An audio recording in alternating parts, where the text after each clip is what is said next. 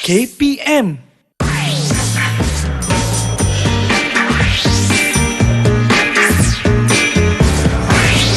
Didik TV KPM.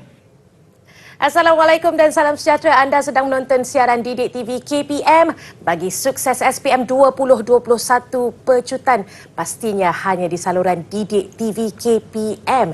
Baik, hari ini kita akan sama-sama belajar pendidikan moral khusus untuk calon-calon SPM. Siapa agaknya cikgu yang akan mengajar kita? 23 tahun pengalamannya. Ayuh sama-sama kita berkenalan dengan Cikgu Suresh.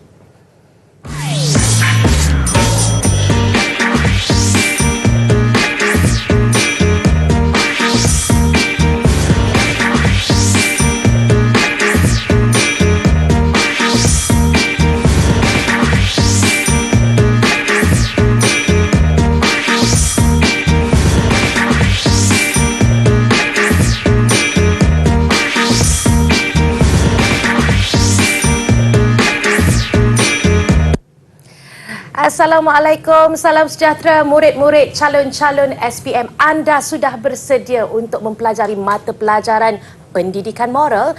Baik, ayuh jom kita berkenalan dengan Cikgu Suresh yang lebih lanjut.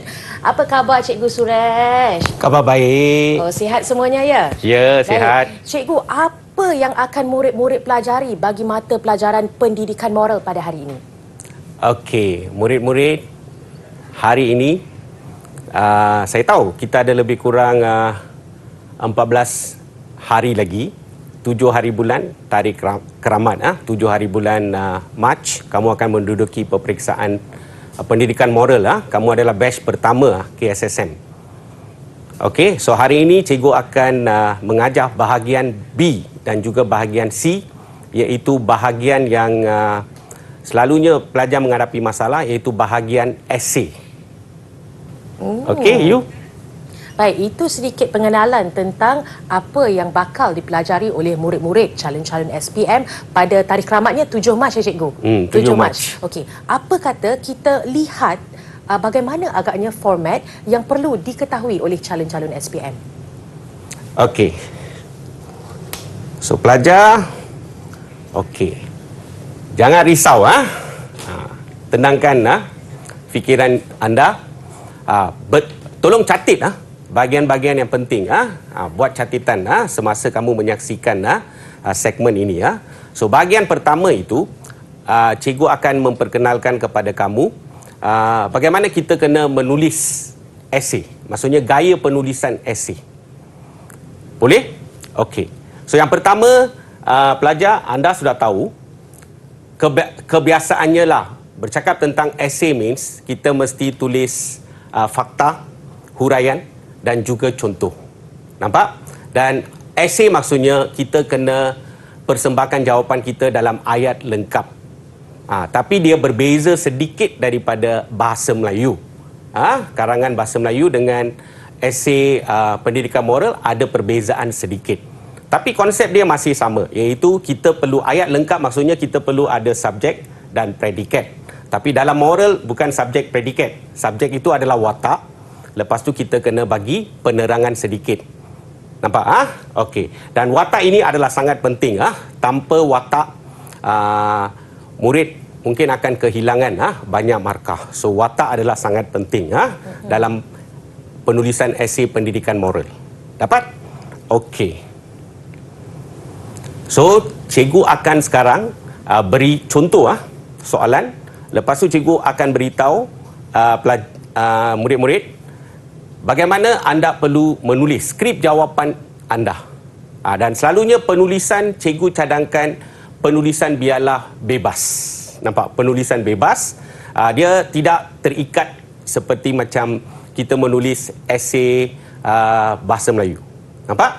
Okey. So ini contoh soalan yang cikgu akan bincangkan bersama anda lah. Boleh ini adalah contoh Okey. So cikgu tak baca secara detail. Ini isu pemerdagangan manusia. Dan bila anda menulis esei anda, pastikan kamu ada pensel untuk catitkan isi-isi penting. Nampak Okey. So isi-isi penting kamu kena gariskan lah. Nampak? Okey. So anda tengok ni. Isu ini perlu diberi perhatian serius oleh pihak kerajaan. So, watak dia adalah pihak kerajaan. Anda boleh nampak bagaimana kami secara dan pihak kerajaan bendung masalah inilah. Nampak tu. Dan dalam soalan ada nilai. So, mereka kata berikan hujah anda berdasarkan nilai-nilai universal. Maka, nilai perlu diberi. Okey. So, sekarang bagaimana anda menulis? Ada banyak cara. Okey, wait . Okey. Ini adalah salah satu cara penulisan pelajar. Okey. Ini yang paling ringkas lah pelajar boleh tulis cara ini . So, terus kamu senaraikan nilai. Dan bila kamu senaraikan nilai kamu, tolong tulis perkataan nilai dekat bahagian hadapan. So, nilai rasional, nilai bertanggungjawab, nilai kasih sayang, you nampak? Selepas itu, of course, watak kamulah kerajaan . So, apa kerajaan perlu buat, apa peranan dia, you kena tahulah. Nampak? Okey, so kerajaan kena kuatkuasakan undang-undang. Kalau kuatkuasakan undang-undang, maksudnya dia kena kenakan hukuman berat. Lepas tu dia kena adakan kawalan ketat, kawalan keselamatan yang ketat di pintu masuk. Pintu masuk maksudnya lapangan terbang, kawasan perairan, sempadan negara semua, mereka kena gunakan sistem keselamatan yang lebih canggih. Nampak tu? Boleh ya? Okey. Ini cara penulisan dia. So, kerajaan harus jalinkan kerjasama dengan negara jiran. Lepas tu, kerajaan kena adakan kempen kesedaran. Kempen kesedaran saja tak memadahi. Selalunya kita kena menulis nama kempen tersebut. Itu rekaan pelajar lah. Nampak tu? So, kempen kesedaran anti pemerdagangan manusia. Lepas tu, kita kena wawarkan info itu dalam media sosial. Lepas tu, kerajaan kena buat operasi. Kerajaan kena memperketatkan kemasukan pelancong asing. Nampak tu? Memperketatkan. Maksudnya kita kena selalu siasat latar belakang dan sebagainya. Nampak? Ini cara penulisan dia. Boleh? Dia tak sama macam bahasa Melayu. Okey? Ini salah satu cara penulisan. Dapat? Okey. Dan ada juga pelajar yang gemar menulis dalam perenggan. Tapi dia satu perenggan saja. Dia suka tulis dalam satu perenggan. Boleh tak salah? Nampak? So, jawapan yang lebih kurang macam tadi juga, tapi cara persembahan kamu adalah dalam bentuk perenggan. Tapi satu perenggan pun boleh, tak jadi masalah. Boleh sebab tu cikgu nak kamu gunakan saja apa saja cara yang kamu rasa sesuai untuk diri kamu. Boleh so, perlu bertenanglah. Okey. So, sekarang cikgu bagi lagi satu contoh soalan lah. Boleh Okey. Bagaimana you menulis saja? Okey. Soalan yang kedua itu, jelaskan perasaan anda apabila melihat golongan geladangan ketika anda membeli belah di ibu kota. Lepas tu soalan tanya perasaan kamu kena sebutkan sekali lah perasaan dia. Selepas itu 3 jenis bantuan yang perlu dihulurkan. Okey. Nampak tu? So, dalam soalan ini, apa yang kita nampak adalah kita tak nampak sangat watak dia. Tetapi dalam pendidikan moral, cikgu dah beritahu kamu, watak sangat penting. Maka apa yang kamu perlu buat adalah, okey. Dan kalau soalan sebegini muncul dan katakan cikgu adalah calon dia, maka apa cikgu akan buat? Mungkin cikgu akan lebih kreatif. Saya nampak 3 bantuan, maka saya rasa saya nak asingkan semua bantuan itu dalam perenggan. Itu mengikut kreativiti saya. Nampak? So, saya tak pernah tetapkan satu cara yang fix, terikat kepada satulah. Sebab pelajar-pelajar sekarang ini adalah pelajar yang memang suka kebebasan. Mereka suka style, freestyle lah. Semua freestyle. Nampak? So, kita pun kata boleh. Tak salah. Dapat? Okey. Cikgu tunjuklah. Sama juga seperti tadi ada cara yang pintas. So, pelajar terus tulis sedih saja dekat sana. Diterima. Selepas tu diikuti dengan nilai lah. Lepas tu you boleh nampak dalam slide ini. Pertama, bantuan keperluan asas. So, maka kamu boleh gariskan kalau kamu nak. Kenapa kita gariskan adalah kita nak memudahkan pemeriksa bila dia menanda kertas, kita boleh kita memudahkan dia lah. Nampak tu? Lepas tu kita huraikan. So, watak dekat sini, oleh kerana terlalu umum, kita boleh kata general lah kita semua rakyat Malaysia. So, kita gunakan watak. Kita perlu menyediakan tempat tinggal dia, Keperluan asas means tempat tinggal kena sediakan, kita kena derma makanan minuman, kita kena sediakan kemudahan kesihatan. Ini semua adalah kategori keperluan asas. Okey, selepas itu bantuan yang kedua adalah kita hulurkan bantuan hikmat nasihat. Hikmat kaunseling. Nampak tu? Okey, untuk yang ini kenapa kita hulurkan? Sebab kita nak dalami masalah mereka. So let's say kita nampak satu uncle tak ada rumah dan sebagainya, keadaan dia selekeh dan sebagainya, maka mungkin kita berbual dengan dia sebelum kita bagi bantuan lah. So maka kita akan cuba fahamilah, uncle, why you are here, macam itulah. Prihatin rakyat Malaysia. Lepas tu kita bagi sokongan moral agar dia mulakan kehidupan baru. Takkanlah selama-lamanya mereka nak duduk di tepi jalan-jalan. Okey, nampak tu. Okey, selepas itu kita juga boleh wujudkan peluang pekerjaan. Nampak? So watak dia adalah umum tapi wajib ada watak. Boleh Okey, seterusnya. Yang peluang pekerjaan sebab kita nak mereka belajar cara cari rezeki, hidup berdikari, so that mereka boleh keluar daripada kehidupan yang penuh daif tu. Nampak? Okey, seterusnya. Okey. Yang gaya penulisan kedua, you letak dalam perenggan. Nampak tu? So, anda boleh nampak dekat sini, cikgu letak dalam 4 perenggan. Perenggan pertama itu adalah yang perasaan dan juga nilai saya persembahkan dalam ayat lengkap. Ayat ringkas macam tadi pun tak salah. Nampak? Ayat macam ini ringkas pun kamu boleh tulis. Selepas itu, setiap satu saya asingkan dalam perenggan. So, maksudnya kamu boleh nampak sendiri So, ada 4 perenggan dekat sana. So, ini sistem perenggan. Boleh tulis dalam satu perenggan lengkap, satu saja. Atau boleh asingkan. Boleh tulis dalam bentuk, tapi saya tak panggil dia point form lah. Dia masih lagi dalam bentuk esei juga. Nampak? Okey. Dan ini satu lagi skrip jawapan lah. Yang pelajar suka tulis semua dalam satu perenggan. Nampak? Okey, dia bergantung kepada kamu. Pilihlah cara yang kamu rasa sesuai untuk diri kamu. So, jangan panik dalam exam lah. Boleh Esei itu adalah penulisan, gaya diberi terpulang pada you lah. Dapat Okey. Okey. Sekarang cikgu nak tunjuk satu lagi skrip. Macam mana student tulis. Okey. Okey, sedih, baik hati. Nilai baik hati, nilai kasih sayang, nilai bertanggungjawab ada. Okey, pertama, bantuan keperluan asas. Lepas tu sediakan tempat tinggal sementara, derma makanan, semua okey, sangat cantik. Nampak? Tetapi calon ini akan kehilangan markah. Mengapa, cikgu? Okey, nampak tu. Okey. So, kehilangan markah dia adalah daripada tadi cikgu dah beritahu kamu, iaitu watak memainkan peranan penting. So, sediakan tempat tinggal. Siapa sediakan? Nampak tu? So, tergantung. So, dalam moral, pelajar akan kehilangan markah dalam aspek ini. Bukan kita potong markah, kita tak boleh bagi markah saja. Nampak tu? Kita tak ada pisau untuk potong. Nampak? So, mereka takkan potong markah. Tak ada istilah potong markah. Boleh So, kamu kena ikutlah. Ayat lengkap maksudnya mesti ada subjek. So, dalam moral, subjek adalah watak. Tapi, pelajar bukan dapat...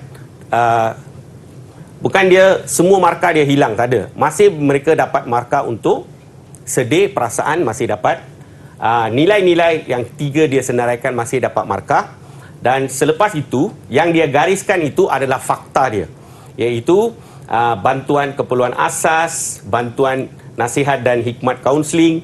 Ketiga itu, wujudkan peluang pekerjaan, masih berpeluang untuk dapat markah. Dapat markah, confirm. Tapi yang huraian dia tanpa watak, maksudnya ayat dia tak lengkap. Ini adalah peraturan dalam moral lah. Nampak tu? Perkara yang perlu diberi perhatian. Boleh nampak? Okey.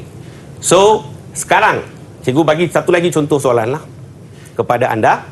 Okey. Contoh soalan esei. Ini berkaitan dengan online. Kita beli barangan secara online. So, langkah dia. Okey. Langkah-langkah yang perlu kamu ambil lah untuk elakkan diri dari jadi mangsa penipuan dan nilai dia. Okey. Contoh jawapan pelajar. Okey, sama dia bagi nilai. Boleh? Selepas itu dia kata kalau kita nak elakkan diri kita daripada ditipu okey, apa yang kita kena buat adalah semak status pendaftaran syarikat. Kita semak pendaftaran syarikat. Lepas tu kita pastikan laman web yang kita layari itu sah.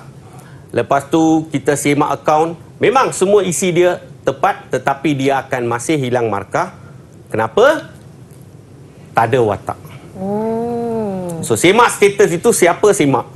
So balik kepada soalan tadi. You boleh nampak tu. Sebab itu semasa kamu baca soalan, tolong gariskan. Siapa watak dia? Pengguna. So bila tak ada watak dalam esei jawapan, maka kamu akan hilang markah. Itu dia. Murid-murid, calon-calon SPM, ingat kata kuncinya adalah watak. Banyak lagi yang hendak dipelajari. Kita berhenti berehat seketika. Kembali lagi selepas ini. Didik TV KPM. Didik TV KPM. Kembali lagi anda sedang menonton Didik TV KPM. Sebentar tadi kita dah belajar kata kuncinya adalah watak. Tapi saya pasti ramai calon-calon SPM tertanya-tanya bagaimana agaknya kita hendak memaksimumkan markahnya. Apa kata kita dengar strateginya bersama Cikgu Suresh? Silakan Cikgu. Okey, pelajar, murid-murid. Okey. So, sekarang kita akan masuk segmen yang kedua. Segmen ini yang paling penting, di mana cikgu akan mengupas cara anda perlu jawab soalan esei kamu lah. Tapi tadi yang segmen pertama itu cikgu dah beritahu kamu gaya penulisan bergantung 100% kepada pelajar. Boleh you boleh tulis dalam satu perenggan. Kamu boleh asingkan perenggan. Nampak tu? Dan kamu juga boleh tulis seperti ayat biasa. Tetapi kamu tidak boleh menggunakan tanda point form. Maksudnya yang bulat-bulat itu semua tak boleh. Nampak? Yang tu you simpan sendiri bulat. Jangan gunakan dalam kertas jawapan anda. Nampak? Okey. So maksudnya masih lagi ayat tetapi jangan gunakan tanda point form. Nampak? Yang tu penting. Dapat? Okey. So hari ini cikgu akan bincangkan bahagian B, dua esei. Kamu diberi dua soalan tetapi kamu perlu jawab satu saja. Tetapi kamu masih akan ada masa lah. Nampak tu. So selalunya kita nasihatkan pelajar bahagian B, tolong pilih satu soalan yang kamu rasa kamu confident boleh jawab, pilih satu. Lepas itu kamu terus pergi ke bahagian seterusnya, bahagian C. Habiskan. Dan masih kamu akan ada masa. For sure lah, mesti ada masa punya. Sebab pelajar zaman sekarang dia lain. Dia cepat, laju. Dia suka buat kerja laju-laju. Maka bila kamu ada masa, tolong jawab kedua-dua soalan dalam bahagian B. Kelebihan dia adalah, bila anda boleh jawab dua soalan, anda akan beri peluang kepada pihak yang menanda kertas itu untuk pilih yang mana markah tinggi. Nampak? So kamu dapat satu bentuk advantage lah, kelebihan dekat sana. Mungkin soalan yang kamu jawab, ada soalan yang kamu pilih tadi, tetapi oleh kerana kamu tak hati-hati mungkin dia dah menyeleweng sedikit. Tetapi selepas itu kamu buat satu lagi soalan, mungkin markah dia lebih. Maka mereka akan pilih yang mana satu markah lebih tinggi. So kita kena cari kelebihan lah. Nampak? Okey. So, tapi hari ini cikgu akan discuss kedua-duanya soalan. Kedua-dua soalan bahagian B. Dalam exam jangan jawab bahagian B soalan pertama, lepas tu nak jawab soalan kedua bahagian itu, jangan. Nampak? Sebab kamu sedang curi masa untuk bahagian C. Jawab dulu B satu soalan, pergi C dan balik untuk cuba soalan lagi satu yang kamu jadikan pilihan kan. So kamu jawab saja. Okay. Nampak? Itu taktik dia. Boleh Okey. Soalan dia. Okey. Ini soalan dia. Gambar di bawah berkaitan dengan keluarga berintegriti. Ini adalah satu topik yang penting lah. Sebab selalunya dalam pendidikan moral, mesti mereka suka soal based on keluarga. Mesti ada satu soalan berkaitan dengan keluarga. Nampak So berkaitan dengan keluarga means logik lah. Topik kalau kamu tengok sukatan pelajaran itu hanya ada satu topik saja berkaitan dengan keluarga, iaitu integriti keluarga. So maksudnya bahagian ini penting lah. Nampak?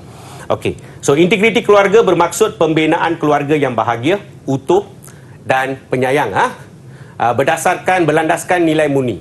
So beri pendapat anda tentang you kena gariskanlah cara untuk memupuk sikap integriti dalam kalangan anggota keluarga. So watak, mungkin kamu gunakan anggota keluarga sebagai watak, tapi dalam keluarga kita tak panggil anggota keluarga, ada ibu, ada bapa. Okey, nampak tu? Ada anak-anak, golongan tua, golongan muda, semua ada. So you tak perlu risau sangatlah. Okey nampak tu. Tapi watak adalah wajib. Boleh Okey. Dan soalan ini dia tanya berdasarkan nilai. Maka nilai perlu. Nilai ada markah. So kalau kamu tak tulis markah, kalau kamu tak tulis nilai, maka kamu akan kehilangan markah juga dekat sana. Nampak Okey. Ini contoh dia. Okey, nilai dia adalah kalau keluarga logik lah, mesti ada nilai kasih sayang kan. Lepas tu dalam keluarga kita tak mahu bergaduh, maksudnya nilai toleransi, senang. Dan kita kena ada nilai hormat orang tua. Nampak? Okey. So kamu boleh nampak jawapan yang cikgu senaraikan dekat sini. Tapi topik integriti keluarga, kalau dapat, kamu kena syukurlah. Sebab senang untuk kamu dapatkan markah. Pungut markah senang. Nampak? Okey. Macam pasangan suami isteri harus memiliki kemahiran keibubapaan. Nampak tu? Penting. Lepas tu, ibu bapa perlu luangkan masa berkualiti dengan anak-anak mereka. Ibu bapa perlu jadi suri teladan yang baik. Nampak? Lepas tu, anggota keluarga ini perlu sayangi, hormati ahli keluarga mereka. So, maksudnya mereka kena dengar pendapat, pandangan ahli keluarga mereka. Lepas tu, mereka perlu beri layanan adil terhadap setiap anggota keluarga mereka. Nampak tu? Layanan adil Cikgu masih ingat masa kecil-kecil saya. Ibu bapa, kalau kita ada 3 lelaki dekat rumah cikgu dengan 2 orang adik lelaki. So bila beli baju semua baju yang sama. Sebab untuk elakkan komplain baju abang lebih bagus macam tu kan. So dia beli sama means tak ada komplain. So dia asuh begitulah. Nampak daripada kecil, dan bila kita sudah meningkat usia, dah okey, barulah kita buat kepilihan sendiri baju. Selalunya ibu bapa beli dan dia beli semua sama. So mana-mana pergi macam pasukan bola sepak pakai jersey. Nampak? Boleh Okey. Lepas tu kita harus sabar bertolak ansur dengan kerena. So dalam keluarga ada 2 pihak yang you kena sabar dengan mereka Satu, orang tua. Sabar sebab kadang-kadang kita cakap dia tak boleh dengar dengan baik. Maka kita kena cakap beberapa kali. Sabarlah. Nampak orang tua. Dan juga satu lagi adalah golongan warga tua terutamanya Lagi satu cikgu tak tulis dekat sana, kamu tahulah anak-anak muda pun sekarang. Boleh kita kena sabar. Lepas tu anggota keluarga kena hargai sumbangan warga tua. Lepas tu kita kena jaga kebajikan, keperluan warga tua sangat penting. Nampak tu kita kena jaga kebajikan dia. So orang tua ini kadang-kala nak jalan pun sebenarnya mereka takut sangat mereka jatuh. Maka mereka sangat berhati-hati dan mereka akan jalan dengan perlahan dan kamu kena bersama mereka dan mereka akan pegang erat tangan kamu. Nampak? So ini semua kamu boleh nampak lah. Lepas tu kita kena raikan hari istimewa hari keluarga seperti hari lahir. Lepas tu kita kena jaga kerahsiaan keluarga. Kerahsiaan keluarga kita kena jaga. Nampak tu? Dan anggota keluarga mesti hentikan pertelingkahan antara keluarga tu secara adil. Nampak tu? Sebenarnya untuk integriti keluarga terlalu banyak isi yang pelajar boleh kemukakan. Sebab bahagian ini sangat senang. Sebab benda itu berlaku dalam keluarga kamu. So kamu boleh menulis banyak perkara. Yang penting integriti keluarga maksudnya kita nak lahirkan keluarga bahagia. Happy family. So senang. Nampak Okey. Soalan ini memang senang lah. Tak jadi masalah sangat. Dapat Okey. Baik. Sekarang cikgu pergi ke soalan yang kedua. Nampak soalan ini pun adalah soalan yang penting Okey. Iaitu bukan saja keluarga jadi tema dalam moral, confirm mereka suka tanya juga bahagian berkaitan dengan negara dan kamu adalah warga negara, maka dia akan soal isu patriotisme, confirm lah. Nampak tu? Dia ada tema-tema dia lah. Keluarga ada, alam sekitar ada. Nampak? Lepas itu, berkaitan dengan patriotisme, kita ada kedaulatan. So, you boleh nampak soalan yang cikgu kemukakan dekat sini. Okey. Malaysia merupakan sebuah negara berdaulat yang bebas daripada penjajahan. Nampak? Okey, yang KSSM ini sebenarnya topik yang mereka bagi semua adalah topik dia, standard dia tinggi. Nampak? Tinggi. Sebab cikgu pun macam kamu juga batch pertama KSSM. Walaupun dah 23 tahun kita lupa benda tu. Dia dah tukar syllabus, maksudnya saya pun orang baru juga. Saya pun kena belajar. Dia adalah sama seperti kita pakai Waze, kita nak jalan, perjalanan pertama, let's say ke Media Prima. Saya memang tidak tahulah. So pakai Waze. Perjalanan pertama. So kita kena hati-hati. Dia cakap keep to your right, you ikut right lah. Exit the roundabout, kenalah. Jaga-jaga first. Lepas itu tak jadi masalah. Second, third, tak apa. Tapi forever untuk kamu adalah batch pertama, kesian. Tapi untuk cikgu, lepas ini dia menjadi lebih senang. Nampak? So, tahun pertama memang kita fahamlah. Dan tambah dengan pandemik dan sebagainya, kita faham. Pelajar kamu adalah batch. Tapi kita semua sayang kamu, kita doa agar kamu buat exam dengan baik. So, tak perlu risau sangat. Okey. So jangan risaulah. Dia kedaulatan cikgu susah cikgu. So bila saya surf internet untuk cari isi-isi dia, saya nampak semuanya kedaulatan ini semua adalah topik yang ada dalam tingkatan 6. Tapi dikemukakan sekarang topik itu sudah jadi tingkatan 5. So kita kena upgrade diri kita lah. Kita tak boleh komplain, kita upgrade. So jangan takut. Boleh Okey, yang kedaulatan ini okey, sebab daulat saja nanti you tengok canggih sangat perkataan itu. Okey. Sebagai rakyat Malaysia, watak rakyat Malaysia, nampak tu? Gariskan benda tu. Huraikan tindakan. You boleh nampak. Tindakan untuk mempertahankan kedaulatan negara. Itu keywords dia lah. Kamu kena gariskan. Setiap kali baca soalan, pastikan kamu gariskan. Sebab kamu nak tahu apa exactly kamu kena bagi jawapan. Nampak tu? Kehendak soalan. Nampak? Gariskan saja. Okey. Watak rakyat Malaysia. Okey. So, kalau kita nak jaga kedaulatan, rakyat Malaysia ini, satu, kita kena tingkatkan semangat patriotik kita terhadap negara. So, kita mesti ada semangat patriotisme. So, rakyat harus hormati lambang kebesaran negara. Rakyat perlu taat setia kepada raja dan negara. Tapi sebelum itu, patriotik ini, saya kena beri teguran jugalah. Nampak tu? Nasib baik dekat sekolah kita ada sambutan. Nampak? Dan kadang-kadang generasi muda ini menjadi cabaran. Sebab ada kalau mereka rasa sambutan ini tak belajar, maksudnya dia tak datang sekolah. Nampak? So kadang-kadang berlaku beginilah.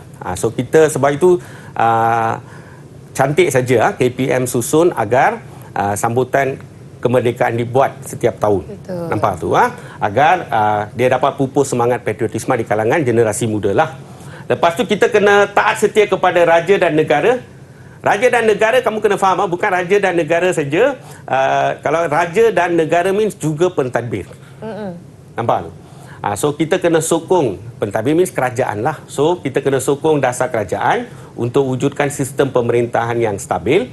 Lepas tu rakyat kita kena jaga-jagalah sebab dekat luar sana ada juga yang iri hati dengan negara kita.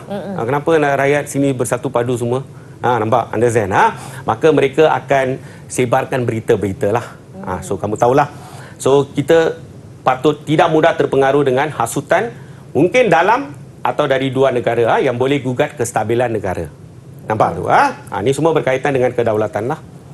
Okey, selepas itu sambungan dia, rakyat harus bersedia berkorban untuk mempertahankan maruah negara. Nampak? Semua ini. Sebab ini kedaulatan negara kita. Kita yang kena jaga. Nampak? Okey.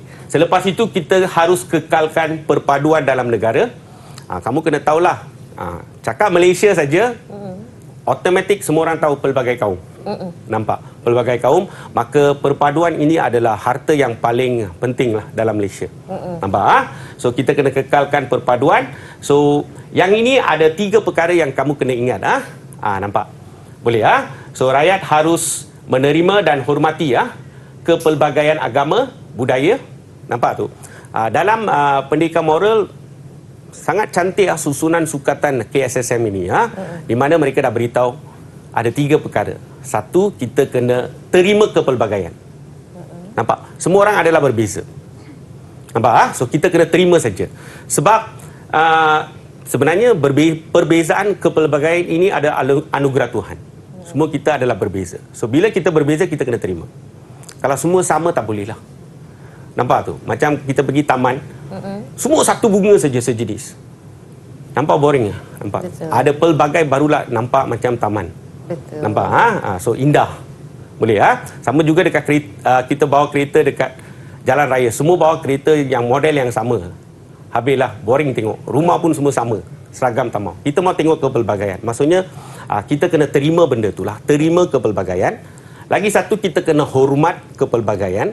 Dan dia ada lagi satu tahu, cikgu tak tulis dekat sini, iaitu mengurus. Tapi kenapa cikgu tak tulis mengurus dekat sini adalah mengurus selalunya perlu dibuat oleh pihak pentadbir. Kalau dalam syarikat, pihak pengurusan, sebab dia menguruskan pekerja yang pelbagai. Nampak? Okey, pelbagai agama dan sebagainya. Dan bila kita boleh terima hormat, automatik, kamu sudah tahulah, next adalah kita akan belajar hidup bertolak ansur.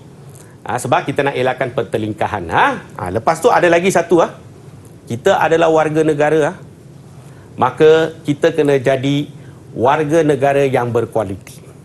Itu yang cikgu pesan kepada pelajar selalu. Sorry, pelajar pula. Murid. Murid-murid.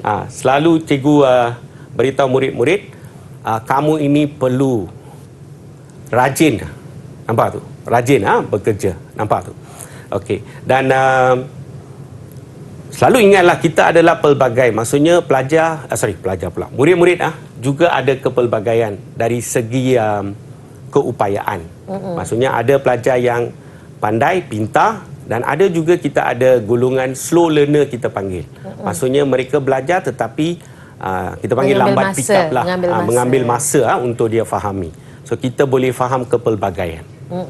Nampak tu? Okey. So kamu kena belajar ikut kemampuan kamu lah. Nampak tu? Ikut kemampuan kamu. Kamu tahu kekuatan kamu dekat mana, kamu belajar ikut kemampuan kamu. Nampak? So kamu jadi warga negara, biarlah kamu jadi warga negara yang berkualiti. Maksudnya rajin bekerja. Nampak? Rajin bekerja, rajin belajar. Sebab semua orang letak harapan tinggi terhadap kamu. Itu nampak dia.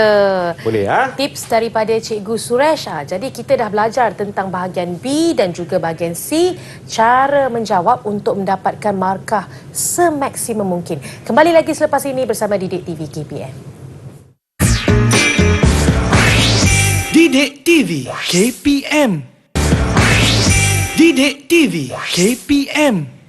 Masih bersama saya Yuyu Aziz dan juga Cikgu Suresh. Baik, untuk pembelajaran seterusnya, ini murid-murid semua perlu memberi fokus yang lebih sedikit kerana markahnya pun lebih, iaitu 40 markah. Baik, kita perlu memberi tumpuan sepenuhnya dan mendengar apakah agaknya tips dan panduan daripada Cikgu Suresh. Jom. Okey, murid-murid, kita kembali ke bahagian C sekarang. Bahagian C buat kali pertama kita ada esei panjang yang membawa 20 markah setiap satu. Dan kamu kena jawab semua soalan. Maksudnya tak ada pilihan. Boleh tapi kamu tak perlu risau sangat. Sebab walau bagaimanapun 20 markah setiap soalan, tapi dia dipecahkan. Masih ada pecahan. So maksudnya kadang-kadang inilah pelajar-pelajar pun keliru. Bahagian C dengan bahagian B, apa beza dia? Nampak tu? Nampak tu. So you tak perlu risau sangatlah. Dia masih pecahan. Dia ada pecahan untuk bantu kamu. Kalau dia bagi satu soalan penuh 20 markah tu susahlah. Dia ada pecahan, so pelajar tak perlu risau. Boleh Okey. So cikgu akan bincang dua soalan nampak tu, dua soalan yang cikgu rasa perlu diberi tumpuan. Nampak tu so murid-murid sebenarnya cikgu buat persiapan ini semua berdasarkan analisis. Maksudnya kita kena rajin buat soalan-soalan kertas percubaan. Kalau boleh negeri-negeri lain.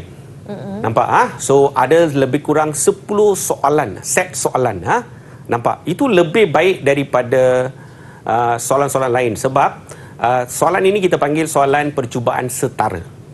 Nampak tu. So cikgu ambil analisis, buat analisis lah. Baru cikgu buat pembentangan hari ini. Nampak tu persembahan cikgu. So topik-topik dia semua adalah topik yang sangat penting. Perlu diberi perhatian. Okey, soalan pertama. Ini topik interesting. Azan, topik pertama buka saja tingkatan 4. Okey, dalam norma masyarakat, so kita ada belajar tentang budaya hedonisme. Nampak budaya hedonisme. Okey, so budaya hedonisme merupakan pegangan atau pandangan hidup yang mementingkan keseronokan atau kesenangan hidup sahaja. Nampak Okey. So budaya hedonisme, tapi soalan dipecahkan kepada dua bahagian. Nampak? Okey, pecahan pertama. Pada pendapat anda, mengapakah golongan muda? So watak kamu boleh nampaklah golongan muda lah. Utamakan budaya hedonisme. Maksudnya mengapa mereka terpengaruh? Nampak tu?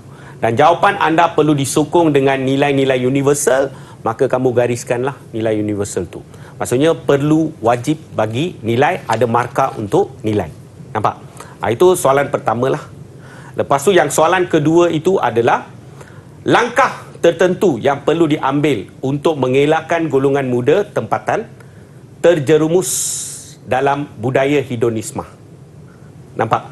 Okey. Dia cakap langkah tetapi dia tak sebut watak. Nampak? Maka kita kena identify lah, kenal pasti watak dia. Nampak tu? Dan soalan B ini cikgu tekankan juga sebab ini adalah satu soalan bentuk baru.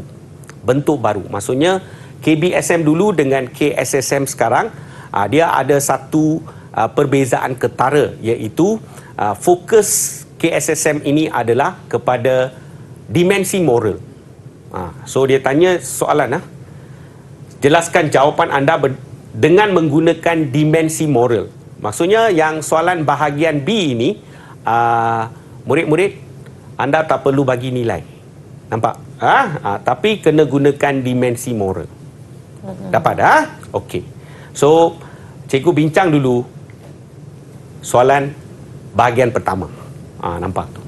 So, you kena bagi nilai, bagilah. Okey. Ada satu nilai untuk isu-isu sosial. Atau you buat salah kesalahan dalam hidup kamulah. Kalau kita buat salah, kita tanggung malu dan keluarga tanggung malu. So nilai yang paling famous untuk yang ini adalah nilai harga diri. Nampak tu? Dan bila kita ada dekat luar, kelakuan kena jaga. Jangan keterlaluan. So maksudnya kita kena amalkan nilai kesederhanaan. Nampak tu? Boleh. Dan of course lah, kita kena ada kesopanan dan sebagainya. So itu nilai hemat tinggi. Nampak? Okey. Tadi soalan dia. Okey. Nampak tu? Mengapakah golongan muda? Mengapa? Sebab dia. Boleh Okey.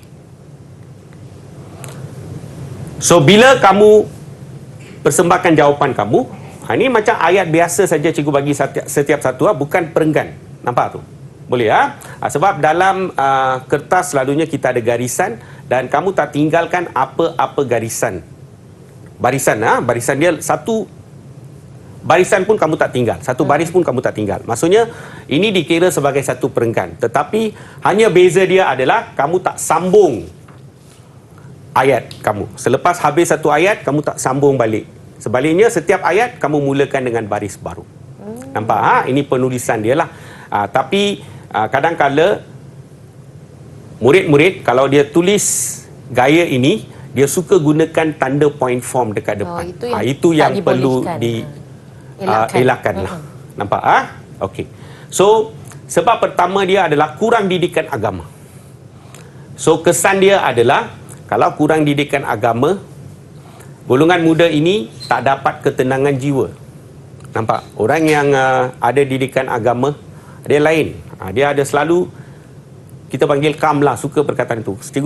Cikgu sangat suka perkataan tu, calm. Tenang. Kalau tenang saja. Bila kamu tenang, kamu akan hadapi semua dengan baik. Okey, so ada ketenangan jiwa dan mereka tak ada ketenangan jiwa, maka mereka cari keseronokan. Lepas tu pengaruh media massa pun golongan muda ini sekarang boleh dapat pendedahan luas tentang budaya ini dalam media sosial dan media utama. Dan ada segelintir filem barat semua kita tengok ada adegan kurang bermoral seperti pusat hiburan dan sebagainya. Maka ini semua mempengaruhi. Semua filem lah. Banyak even filem James Bond pun serius, tetapi mesti ada tunjuk pusat hiburan. Nampak? So golongan muda ini terpengaruh. Selepas itu kita ada satu lagi perkara, iaitu keruntuhan institusi keluarga. So maksudnya dalam keluarga kita ada masalah, maksudnya ibu bapa bercerai ke dan poligami ke apa-apalah. Ini beri tekanan kepada golongan muda. Maka bila dia tertekan dekat rumah, dia akan cari ketenangan di luar lah, bersama kawan-kawan dia. Nampak? Okey. So ini adalah contoh skrip jawapan pelajar, murid, dan you boleh nampak tak ada masalah. Semuanya smooth saja dia tulis. Nampak? Watak ada dan isi-isi pun pelajar ini telah gariskan. Ini memudahkan orang yang menanda kertas kamu lah. Nampak? Okey. Next. Soalan B yang cikgu kata soalan bentuk baru. Okey, dimensi moral kamu kena ingat dimensi moral atau domain moral adalah sama, dia ada 3 komponen. So pelajar kena ingat satu, penakulan moral. Penakulan means senang saja, kita kena buat ayat. Boleh tapi dalam penulisan esei, domain moral ini tak perlulah kalau kita kata 10 markah kita kena agihkan sama rata untuk 3, tak semestinya berlaku. Nampak? Okey. So penakulan maksudnya kita boleh fikir. Boleh berfikir. Kalau kita fikir means kita kesan. Kita fikir kesan. Okey, so penakulan means boleh berfikir. Lepas tu kita ada komponen kedua dalam domain moral, kita panggil emosi moral. Emosi means semua orang sudah tahulah perasaan. Nampak? Nampak tu. Kita kena faham kalau kita buat salah, apa perasaan dia. Kita buat baik, apa perasaan dia. Nampak tu. So orang suka membantu sebab dia rasa happy bantu orang. Nampak tu. Dia rasa syukur. Nampak tu. Sebab bila kita buat baik, Tuhan akan balas. So yang itulah. So penakulan moral means boleh berfikir. Emosi moral means perasaan. Okey, dia ada lagi satu. Yang ini ada banyak isilah. Yang paling senang, iaitu perlakuan. Perlakuan means tindakan anda. Apa tindakan anda? Nampak tu. So dia ada 3 komponen. Nampak? Dan tak perlu sama rata. Okey. So cikgu bagi laju. Kalau penakulan means boleh berfikir, you bagilah. Ibu bapa boleh berfikir kepentingan beri didikan agama. Boleh berfikirlah. Nampak tu. Lepas tu emosi moral saya bagi 2 perasaan. Satu perasaan cinta, lepas tu ada perasaan syukur. Nampak? Okey. So melalui didikan agama, golongan muda akan miliki perasaan cinta kepada Tuhan. Lepas tu dia akan rasa syukur kepada Tuhan. Bila rasa syukur means dia takkan terlibat dalam hedonisme. Sebab dia akan mematuhi larangan Tuhan. Dia ada 2 perkara. Satu, Tuhan larang. Lagi satu, Tuhan suruh. Nampak? Dua-dua dia tahulah. Sebab dia adalah individu yang sudah dapat pendidikan agama yang sempurna. Betul. Nampak? So ibu bapa dekat sinilah. Nampak? Okey, next. Ini yang ada banyak. Okey. So perlakuan moral ini, watak tak semestinya ibu bapa. Sekolah pun ada, kerajaan pun ada. Sebab dia terlalu umum soalan dia. Langkah saja dia beritahu. Tapi langkah siapa buat tidak diberitahu dalam soalan. Maka terlalu umum watak dia. So ibu bapa perlu beri perhatian. Lepas tu mencurahkan kasih sayang. Ibu bapa kena luangkan masa lepas tu dengan anak dia. Lepas tu ibu bapa mesti jadi suri teladan yang baik. Suri teladan, janganlah ibu bapa dua-dua pergi pusat hiburan. Nampak? Nampak. So mereka kena, inilah yang bila kita meningkat usia, ada perkara yang kita rasa kita tak boleh buat lagi. Nampak? Azan, pusat hiburan semua jangan pergi. Dan sekolah apa dia patut buat adalah dia kena semai. Okay, budaya hedonisme ini barat. Kita adalah orang timur. So kita kena lebih tekankan budaya timur. Nampak tu? So pihak sekolah harus menyemaikan budaya ketimuran dalam diri murid. Lepas itu kerajaan perlu buat adalah dia patut anjurkan kempen kesedaran. Dan cikgu ada beritahu kamu, jangan tulis kempen kesedaran saja, mesti namakan kempen tersebut. Bagi satu nama untuk kempen tersebut. Kempen boleh kata mencintai budaya ketimuran. Bagi sajalah satu nama. Bagi contoh. Okey, nampak tu. Selepas itu kerajaan perlu memantau operasi pusat hiburan. Kerajaan kena menyekat laman web yang merosakkan akhlak golongan muda. Kerajaan harus menapis filem filem-filem barat ini yang mampu menghakis budaya ketimuran. Bukan kita kita tengoklah yang mana menghakis yang boleh mendatangkan kesan negatif. Maka kita ni. Lepas tu kerajaan media harus paparkan implikasi buruk lah. Nampak tu Okey. Okey. Seterusnya soalan yang kedua. So cikgu kena pergi cepat lah ini. Okey, soalan yang kedua. Okey. Dalam moral dia ada satu lagi tema. Bukan saja you sebagai rakyat Malaysia. Sekarang rakyat Malaysia dengan negara lain. Maksudnya Malaysia dengan hubungan antarabangsa. Itu dah satu lagi tema. Okay. Dan ada banyak perkara dalam topik ini, tetapi topik yang ditekankan adalah kita punya kerjasama dengan negara lain dalam bidang pendidikan, dan dia melibatkan pelajar means memang digalakkan pelajar menyertai program pertukaran pelajar. So itu satu isu lah. Okey, gambar di bawah menunjukkan contoh kerjasama Malaysia dengan negara Korea. So you boleh nampak anda terpilih untuk menyertai program pertukaran pelajar. So apa kepentingan program tersebut? Apa kebaikan dia lah, apa kepentingan dia? Terhadap kamulah. Dan dia tanya nilai, gariskan nilai. Nampak? Okey, selepas itu bahagian kedua dia kata cabaran pula. Boleh So dua bahagian. Okey. Cerita dia samalah. Nilai senang. Kerjasama dalam bidang pendidikan terus tulis nilai kerjasama. Dan untuk nilai semua pelajar dah tahu, semua murid dah tahulah dalam sekolah cikgu-cikgu dah beritahu kamu, jangan tambah imbuhan dalam nilai. Nilai kalau kerjasama, nilai kerjasama. Jangan tulis nilai berkerjasama. Tak boleh. Tak boleh sambung. Boleh So nilai kerjasama, nilai bertanggungjawab, nilai rasional. Okey, apa kepentingan dia? Okey, satu adalah saya dapat tambah ilmu pengetahuan. Saya dapat dalami sains teknologi. Lepas tu yang seterusnya contoh ini bergantung pada pelajar lah. Sebab kadang-kadang pelajar tak buat kajian detail, dia tak surf internet, mungkin dia tak dapat contohlah. Okey selepas itu yang apa itu? Virtual reality teknologi. Kalau tak tahu, tak perlu, tak apa. Azan Dan kita dapat kenali budaya masyarakat Korea, kita dapat belajar bahasa dia, dan bila kita pergi ke luar negara, kita kena jadi duta kecil lah. Boleh Okey, nampak? Dapat Dan okey. Duta kecil Okey. Selepas tu kita boleh ceritakan keunikan, keindahan Malaysia. Bila kita jadi duta kecil, selalunya kita kena promote negara kita. Okey, next. 2B. Budaya cabaran dia lah. Apakah cabaran? Ringkaskan, rangkumkan sebaik mungkin. Okey. Cabaran yang kita hadapi adalah 4 cabaran ada. So cabaran budaya satu, sebab budaya kita dengan budaya Korea adalah berbeza. Nampak tu? So kita kena kenali sedikit budaya. Kalau tidak, kita ada kejutan budaya. Lepas tu bahasa, kita perlu kuasai bahasa Korea sebab dia memudahkan proses kita komunikasi dekat sana lah. Nampak tu? Boleh? Cabaran bahasa. Lepas tu kita ada cabaran perbezaan iklim sebab negara Korea iklim 4 musim. So maksudnya saya terpaksa hadapi cabaran lah, kena bersedia untuk hadapi musim sejuk. Okey? Dan cabaran mata wang pun kita ada. Perbezaan mata wang, nilai mata wang negara kita dengan Korea adalah berbeza. Maka saya belajar dekat sana 2 tahun ke 3 tahun ke, nampak tu? So saya kena hadapi kos hidup, sara hidup saya dekat sana. Maka ini pun cabaran. So saya perlu berjimat cermat lah. Itu Boleh dia. nampak dia. Jadi Cikgu Suresh telah pun menerangkan kepada murid-murid cara-cara dan kaedah menjawab soalan bahagian C.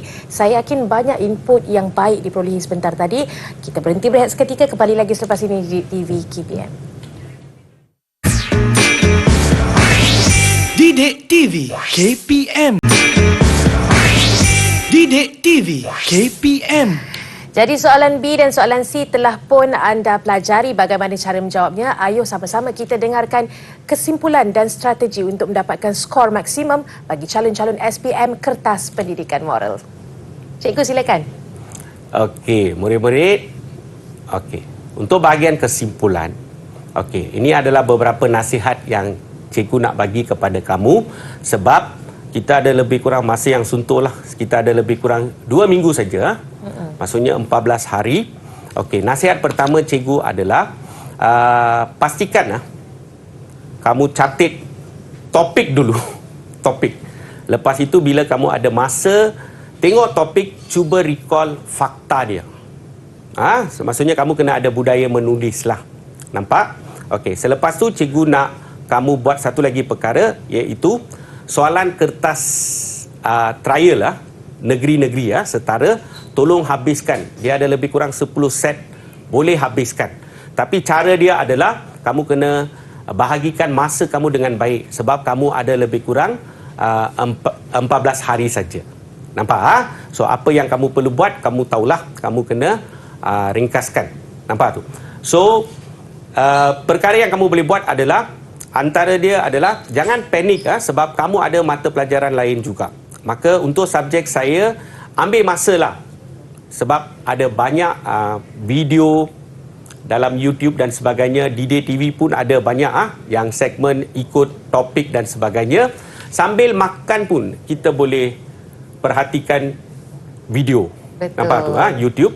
So maksudnya sambil makan itu kita biasakan dirilah kita mendengar apa saja yang penting untuk pendidikan kita sekarang. Betul. Itu Nampak, dia tips boleh, dan panduan daripada Cikgu Suresh. Terima kasih banyak Cikgu Suresh kerana bersama Didik TV KPM pada hari ini. Saya percaya banyak intipati yang dipelajari dan mampu membantu calon-calon SPM yang akan menduduki Kertas Pendidikan Moral pada 7 Mac ya Cikgu. 7 Mac. Baik, kami di Didik TV doakan agar adik-adik semua berjaya dan murid-murid dapat memberi tumpuan, dapat menjawab soalan dengan baik. Ingat, tidak ada sebarang garis panduan yang khusus untuk menjawab soalan, sama ada dalam satu perenggan ataupun dipecahkan kepada beberapa perenggan, asalkan panduan Cikgu Suresh. Jangan sesekali menggunakan tanda point form untuk menjawab soalan esei bahagi bahagian B dan juga bahagian C. Saya ucapkan selamat maju jaya kepada semua calon SPM 2021. Sekian Yuyu Aziz, Didik TV KPM.